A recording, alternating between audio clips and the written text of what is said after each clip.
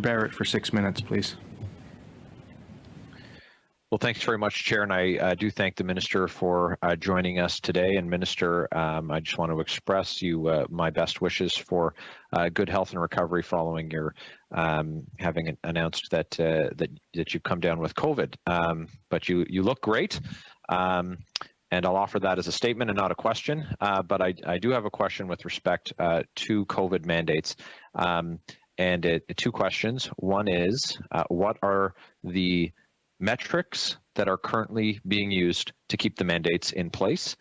And so we'll start with that first question, sir. You're muted, Minister.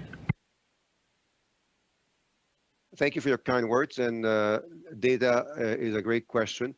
Let me just point to the fact that although we would all like COVID to be ended, over the last 5 months, between January and May, we have had 10,000 people losing their lives and 60,000 hospitalizations, which is much larger than before pre-2022. So the rates of hospitalizations and deaths, unfortunately, have increased over the last few months, and we are following that closely.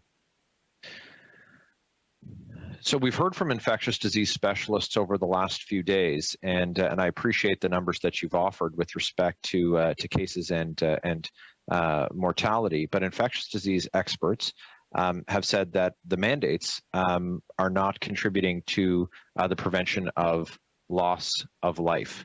And these experts, like Dr. Isaac Bogosh, who offered, quote, "At the end of the day, the current policy probably isn't doing a whole lot," end quote.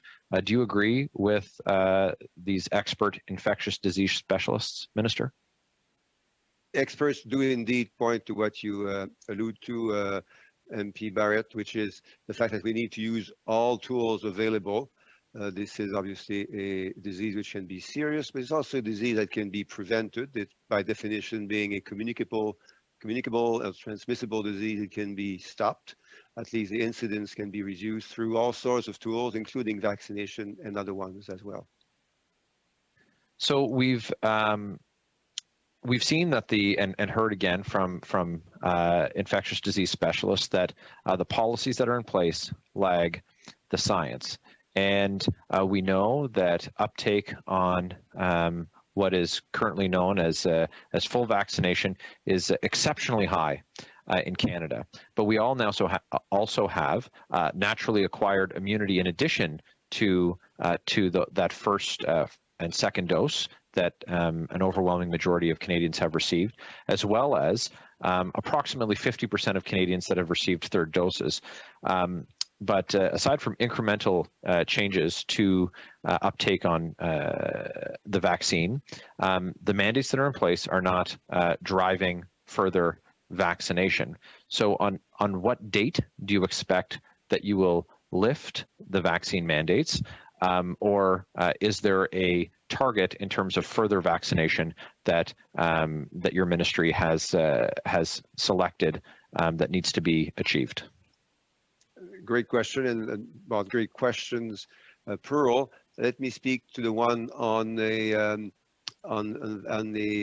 how and when we revise those decisions. These decisions are revised every week. We have meetings of the COVID-19 committee every week. We obviously depend on the experts, the data, the science, and obviously the prudential principle, which is that this disease has come with surprises ever since we came to know about it 2 years and a few months ago.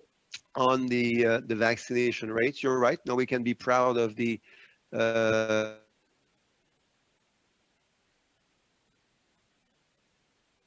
in terms of the third dose, which is essential according to all experts to protect us against a continuation of COVID-19. So, Chair, there was a bit of an interruption in the minister's connection there, so I didn't hear the complete answer. But I'm going to continue. It looks like it's restored. So, as we don't have, we haven't been provided. Canadians haven't been provided with a further target. We have heard that a date for mandates with respect to the border for when they will expire. Do you expect that they will be extended, and what is the data that specifically that's being used to justify an extension or a termination of that mandate that's currently set to expire at the end of this month? And as we said, the timeline is reviewed every week, so it could be any time. It could be later, and that depends on the evidence and the advice that is provided by experts within PHAC. If obviously you might want to speak to Dr. Tam eventually, because she will have more precisions on the type of regular meetings that she's having with her own officials. COVID-19 has exacerbated existing healthcare challenges. It's put immense pressure on overburdened facilities, increased backlogs, and pushed healthcare workers to the brink of exhaustion. And I think it's fair to say there's widespread agreement that Canada's healthcare system is under serious strain, if not crisis. There's also unanimity among provinces and territories that we need long-term stable increases to the Canada Health Transfer, and that's urgently needed. What is your position on Canada Health Transfer increases, and when will you meet with the provinces and territories to work out an agreement? A great question. Let me answer it in two ways. First, about what we have been doing and what we are doing in terms of concrete actions. You will remember Budget 2022, which announced important investments on health and human resources. For instance, the $115 million over 5 years, I believe, to facilitate the approval of foreign credentials, which would lead to 11,000 new healthcare workers per year being able to use their talent to serve Canadians and patients. Second thing is the $26 million over 4 years for loan forgiveness to rural nurses and doctors to support them when they work in those more remote communities. Second thing is I speak to my colleagues almost every week. We had a health minister meeting just I think this week. I think it was on Monday.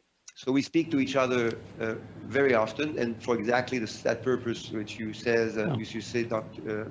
Don, MP Davies, that we need to. Thank you, Minister.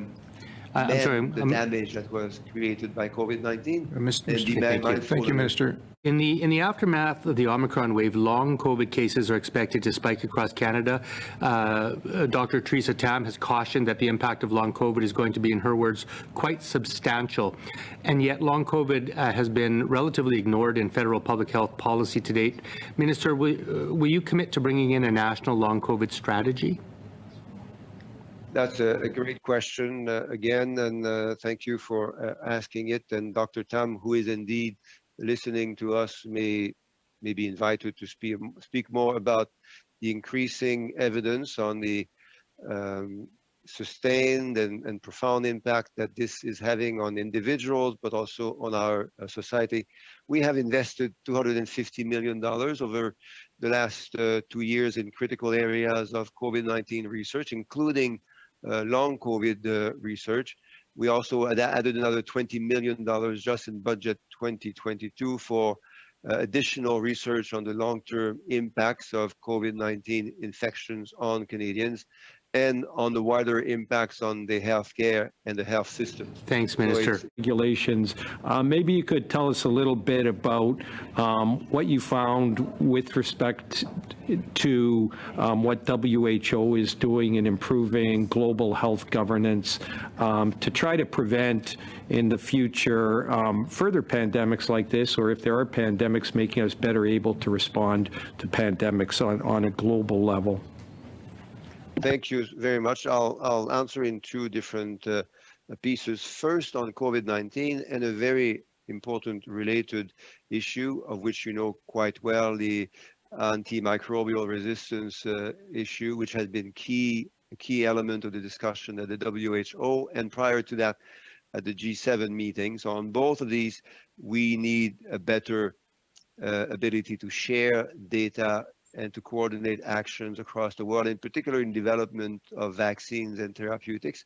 The second piece is around climate change. We spent quite a lot of time at the G7 meeting, in particular, speaking about what we increasingly know to be the terrible impact of climate change on the health of Canadians and the health of others, but also on the impact for our healthcare system, to make our healthcare system more resilient to the impact of climate change in our country and across the world. Any further?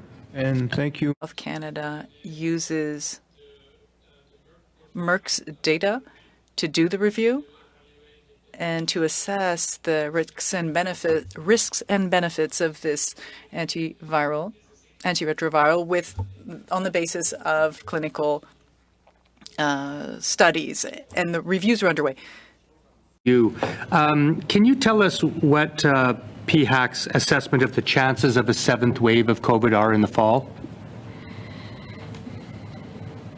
Thank you for the questions, Mr. Chair. I think the pandemic is not over, and I think given the continuous evolution of the SARS-CoV-2 virus, we think that it's very likely that we will get some more viral activity in the future. And we can't predict exactly how big the next wave is, but I think we need to prepare. We need to prepare for the fall and winter season. Thank you. What is the current thinking of what the next virus will look like in terms of the mutation? It's very important that we continue to monitor the genomics, or genomic sequencing, and which is being done right now. The Omicron virus continues to undergo evolution. You've probably seen the various sublineages, and in particular, right now we're monitoring 3, BA2.12.1, BA4, BA5, that has some immune escape properties as well as increased transmissibility. Those variants could potentially cause an increase in activity. But even more importantly, we're watching out for some very different variants that may, just like Omicron when it first started, may have come from an immunocompromised host or even from animal sources. Those are even more concerning. And as yet, we can't predict that. That's actually can happen by chance. Thank you. Dr. Tam, what's the current thinking in terms of whether there's a significant difference in the ability to transmit COVID-19 between a vaccinated and unvaccinated person in Canada? And I'm thinking in terms of the Omicron variant that's prevalent right now. Just thank you for that question. And I think Omicron was a game changer, is a game changer. Prior to that, 2 doses of vaccine, for example, had a very high efficacy against infection and therefore transmission, as well as severe outcomes. When Omicron came along, 2 doses really waned over time in terms of protection and had a really decline over time to 20% or less after 6 months in terms of protection against Omicron. So it is an immune evasive variant, but 3 dose does give you a boost back up to 60% on average for protection against infection. Ellis for 5 minutes, please. Thank you, Mr. Chair. And just as a heads up, some policy questions, whoever might want to answer them. Unvaccinated travel on a federally regulated boat in Canada, is that permissible? Simple yes or no.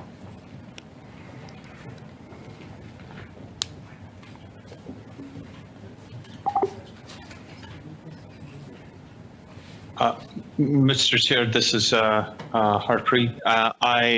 The question, if I heard correctly, is it that unvaccinated on the boat, they are they permitted or not? Sorry, I'm just asking. That's it. That's it, Doc. You got it. Yeah. So at this point, any unvaccinated on a boat is not permitted, specifically entering into Canada. What about a ferry there, Dr. Kochar? In terms of the border measures which we currently have, I think inside of Canada, there, Doc. On a ferry in the Canada waters, there is no such restriction as such. Sorry, so unvaccinated people can get on ferries inside Canada. Is that what you're saying?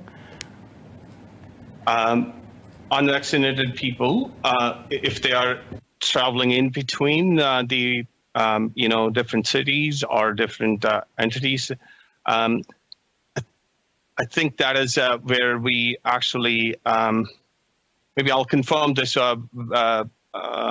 Chair. I think they are they're permitted to get on so long. I'll get back to you, Mr. Chair. I want to confirm that I'm giving you the right answer. Sorry. Okay, well, I'll move on. Same policy stuff. Unvaccinated travelers by air, permitted? Yes or no? Simple answer. Again, domestic? Yep, domestic.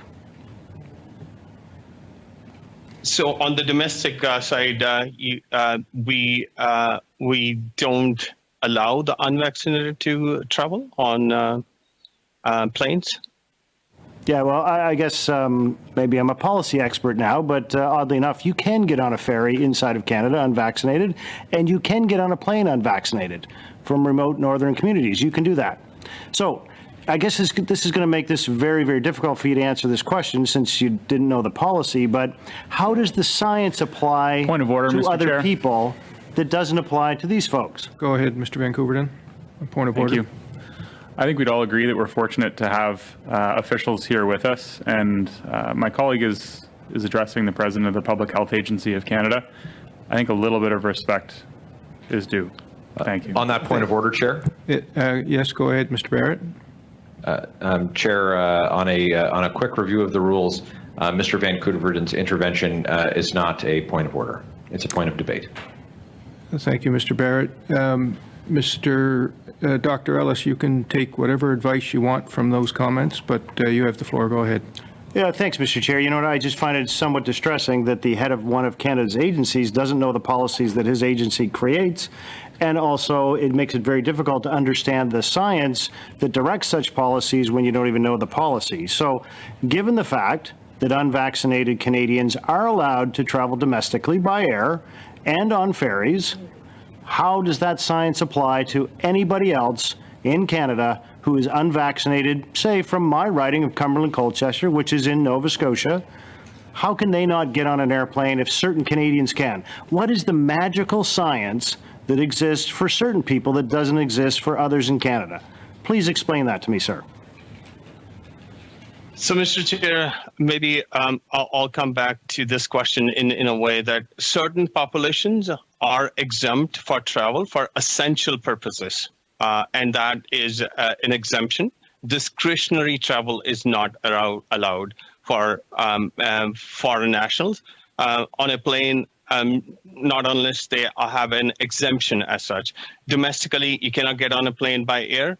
And that is the case. And if you have a right of entry internationally, you can get on the plane, and that too with a test, and then further day 1 day test as well as quarantine. So those are the main frame of the rules, Mr. Chair. Thank you. And Dr. Kochar, through the chair, please, what do you determine as essential, and who determines that? So, Mr. Chair, for the essential purposes, we have described them as those who are in certain sectors, for example, healthcare, oil and gas, and others. And there exist some other exemptions which are specifically related to maintaining the supply chain. So they're considered to be essential. There's a definition, and that is how we actually treat them. Thank you for that. Mr. Chair, a couple of more questions. One more, great. We spent about $2 billion on rapid antigen tests. How many of those are still on the shelves and gone stale dated? And if you don't know the answer, great, I'd love that to be provided and tabled here in the committee in the next 2 weeks, please. Mr. Chair, I'll respond to that question. Health Canada, working with provinces and territories and other suppliers, have had a very careful inventory management to avoid expiration of tests.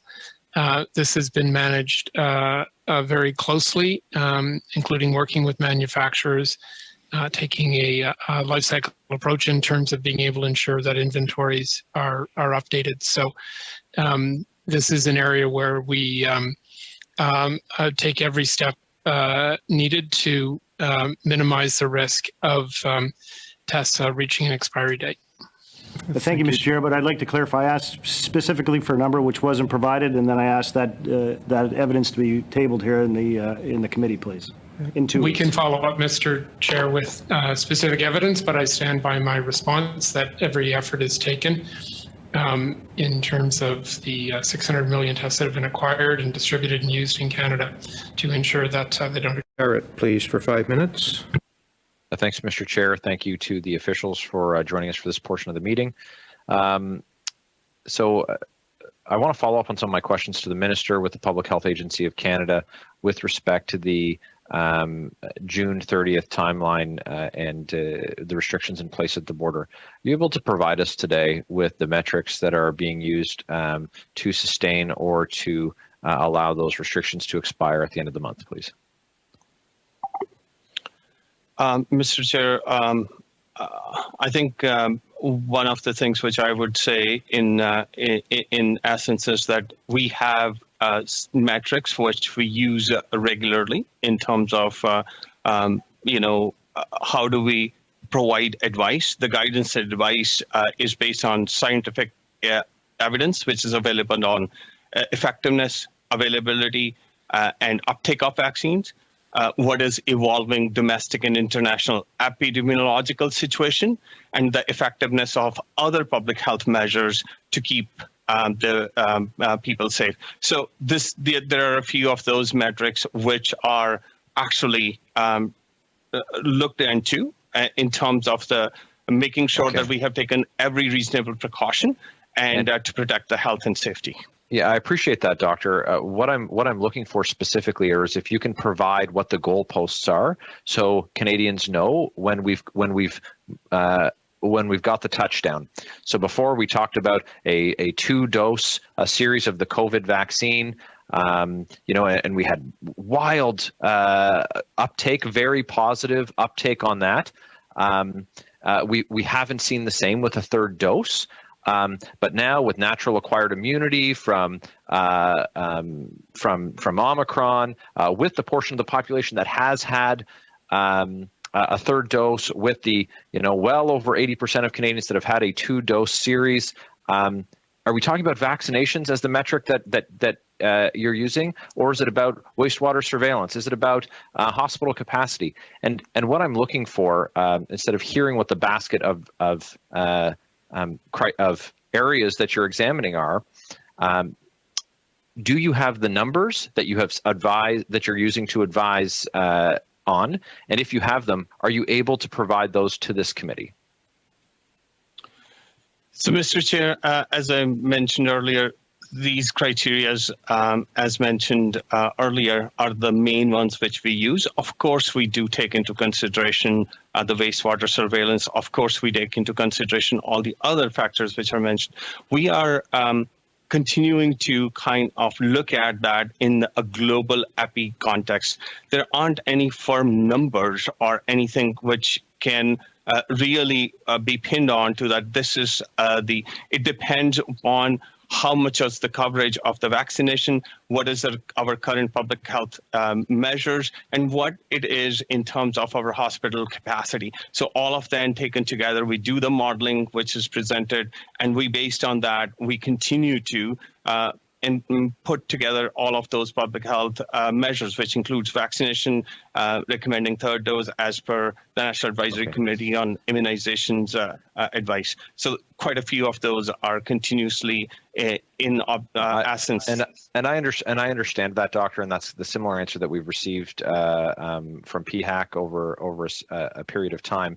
But really, there has to be a number at which that you've identified at which it would be acceptable in each of those epidemiologically important categories that then you would make a recommendation that now is the time to lift the mandates. So in each of those areas, are you saying that there is no number in hospital capacity? There is no number in wastewater surveillance. There is no number in community transmission. There is no number in vaccination uptake. There is no number in terms of community spread in other countries that once those numbers are hit, that it would be safe for vaccine and mask mandates to be lifted? Mr. Chair, what I am actually mentioning is that all of these variables, they are taken into consideration. We understand that, sir. But what are the numbers? As I mentioned, Mr. Chair, this is a combination of different metrics. There aren't any specific numbers which we could actually say, because it depends upon the activity of the virus in the different communities, as well as the different settings, and also the protection which is provided to the population from vaccination and other public health measures like masking, hand washing, and others. So there's a multitude of combination of factors which allows us to take those kind of public health advice. Okay, thank you, Mr. Next, Dr. Ellis, please, for 5 minutes. Thank you, Mr. Chair. A quick question for Dr. Tam. Am I correct in hearing that you said 3 doses of the vaccine is about 60% effective? Thank you for asking for that clarification. So 3 doses of vaccine against infection and symptomatic disease, when you begin soon after you get that 3rd dose, is about 60%, but the studies range in their estimates, and for severe disease is over 90%. It's interesting, Dr. Tam, it's just a comment, but for varicella, the mortality rate about 21 people per 100,000 in adults, and a very, perhaps more effective vaccine was supplanted by another. So I find it unusual we continue to recommend this vaccine that's very poorly effective. Anyway, that being said, interestingly enough, masking mandates are stopping in Ontario on public transit and in also other various healthcare settings except long-term care homes. So I wonder, does Dr. Moore have some metrics that perhaps he needs to share with the Public Health Agency so we could have some numbers here? Would that be helpful to the Public Health Agency of Canada?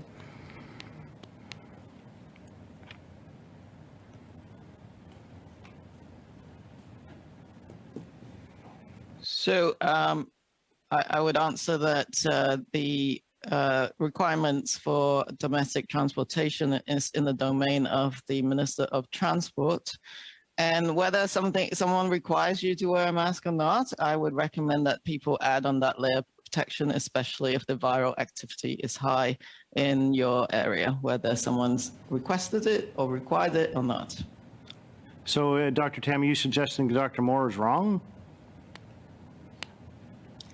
I didn't say that. I mean, in terms of the local jurisdiction, they will know more than I do about the disease activity. But for the general population, I still advise people that to layer on that protection, particularly if you're at high risk, and to protect others. Interesting comments. Thank you for that. Mr. Chair, to Dr. Tam again, if I could. We talked a lot about metrics and numbers, and I guess I have a very pointed question. What is it that makes the Public Health Agency of Canada afraid to share those numbers with Canadians? What are you afraid of? I think it's a question of people need to understand the complexity of public health decision making, and you cannot make these very complex decisions based on a singular metrics. The decision makers have to take into account a number of metrics. Even looking at healthcare capacity, that is different across Canada. It's not the same between Yukon and Ontario. And as the federal government, they need to take into account and make sure that they're protecting all populations across Canada with some of the mandates that they are responsible for. So you have to look at a composite picture of all of those metrics or measures that Dr. Hapicocha had mentioned. It's not that simple. So you cannot boil down a complex decision by simple metrics, but all of them are important. Yeah, Mr. Chair, thank you. Thank you for that, Dr. Tam. Mr. Chair, if I could, oddly enough, we've asked for those metrics to be presented here at this committee. And again, not to be disparaging to my other colleagues, but there are 3 physicians on this committee. And again, Public Health Agency of Canada has refused over and over and over and over and over and over again to provide these metrics. I would dare say that perhaps, 3 physicians might be able to understand this very complicated stuff that you're talking about. I find that utterly shocking, dismissive, and quite frankly, unbearable that you continue to refuse to provide this. And there has to be some metrics, Dr. Tam. I mean, this is utterly ridiculous, and to not provide them to this committee is quite frankly embarrassing. As far as I know, the Public Health Agency, as part of the remittance from the last committee, provided the answers that this committee was looking for, and the president of the agency has... I'm sorry, Dr. Tam, that's absolutely untrue. I'm the one who requested that material, and the stuff that we got talked about, the same foolishness, and I'm sorry to be disparaging to Dr. Kochar and to the minister, but the same foolishness that we hear over and over again, that vaccines are very helpful. Yes, they are. We're fine with that. Tell us the metrics. Simple. Unbelievable. This is unacceptable, Dr. Tam. Dr. Tam, you go ahead and respond to that, and then we're going to move on to the next questioner. I think the metrics are what they are. We're looking for specific numbers, and it's actually really difficult to do that because you have to take into account all of those metrics at the same time. And I think they do include what I've actually talked about, which is vaccine effectiveness, of course. So the current 2-dose vaccine regimen is not enough. And so as chief medical officers, we said up-to-date vaccination is what we recommend. And the other metrics, if you were looking at it, would be the pandemic activity across the world. The United States still going up. Canada, the current wave has come down. That's great, but hospitalization is still high. And it depends on where you are. So I believe those kind of information had been provided to this committee, but we can certainly follow up. Is there any work that's being done around treatment and prevention for those Canadians who don't wish to be vaccinated for whatever reason?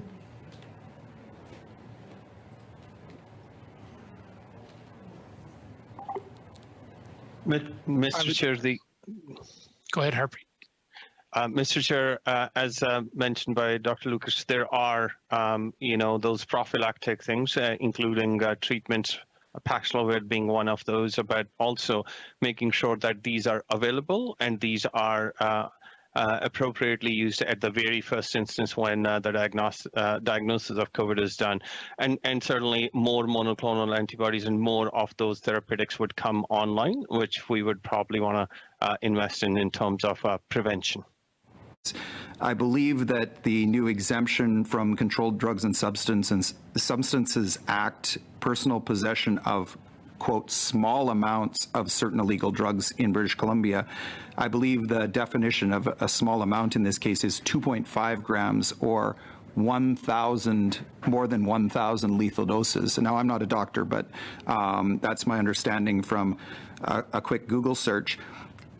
For any of the witnesses, if your child was at a party with 9 other people and someone at that party was found to be in possession of 1,000 lethal doses of fentanyl, how would you feel?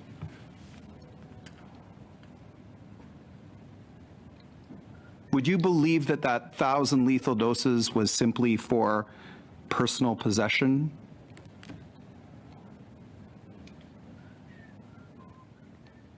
Mr. Chair, I'll note 2 things. First of all, Minister Bennett, I believe, is appearing before the committee next week for supplementary estimates. And I'm sure would be happy to speak to this issue.